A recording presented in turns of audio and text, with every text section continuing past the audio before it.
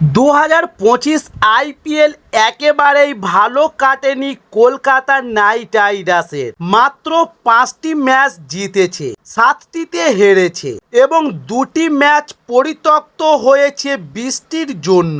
তবে 2025 সালের মেগা নিলাম থেকে একজন দৃঢ় অধিনায়কের অভাবে দলটির মৌসুম শুরুর ঠিক আগে অজিঙ্কে রাহানেকে নিয়োগ দেয়।